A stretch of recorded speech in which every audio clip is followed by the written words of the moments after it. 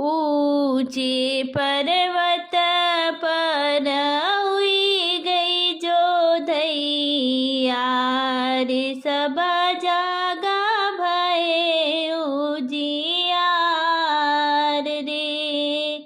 ऊंचे पर्वत पर हुई गई जो धैया, अरे सब जागा भय उजियार रे। कौन राजन आपन धीरियासन कल्पे, अरे कवन राजा ब्याहे पूत रे। कवन राजा आपन धीरियासन कल्पे, अरे कवन राजन ब्याही पूत रे। राजा जनक आपन धीरियासन कल्पे, अरे राजा दशरथ ब्याहे पूत रे।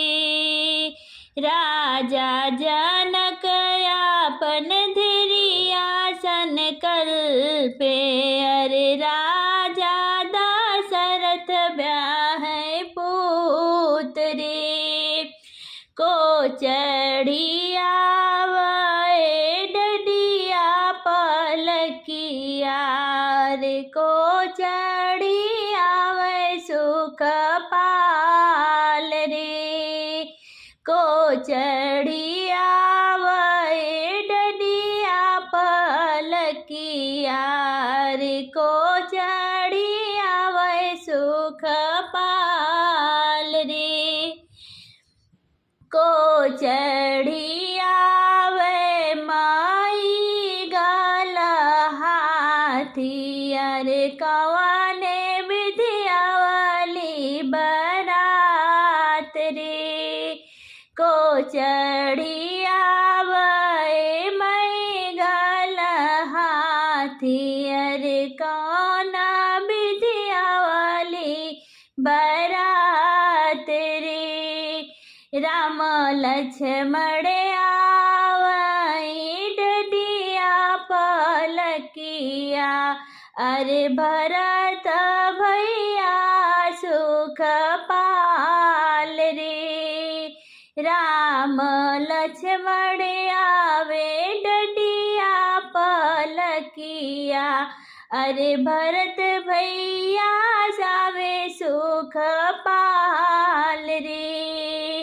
राजा दशरथ आवै मई गाल हथिया, अरे अच्छी विधिया वाली बरात रे। राजा दशरथ आवै मई गाल हाथी, अरे अच्छी विधिया वाली बरात रे। आई बारात जनकपुर बाजी, हुआया लागे द्वार के चार रे। आई बारात जनकपुर बाजी, हुआया लागे द्वार के चार रे। आई बारात जनकपुर बाजी, हुआया लागे द्वारे चार रे। द्वारे के चार झूमे माती हथनिया, अरे चेरिया कलश लिए ठाड़ रे। द्वारे के चार झूमे माती हथनिया, अरे चेरिया कलश लिए ठाड़ रे। 5 रुपया तुम्हें देवाई चिड़िया, अरे सरहा जदियो बताए रे। 5 रुपया तुम्हें दे अरे सरहज दियो बताए रे। साली तो तुम्हारी अरे साड़ी जाव पहिरे, अरे लंबे घूंघट वाली माँ।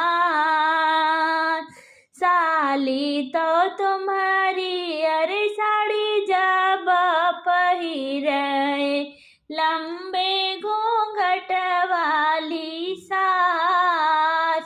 काने कुंडल मुख पाने के बिरिया, उइया ही सरहज तुम्हारे रे। काने कुंडल मुखे पाने के बिरिया, अरे उई आही सरहज तुम्हारे रे। साड़ी के कोना पकड़े बैठे दूल्हे रामा, अरे सरहज राखे बेल महाय रे। साड़ी के कोना पकड़े बैठे दूल्हे रामा, सरहज राखे बेल महा।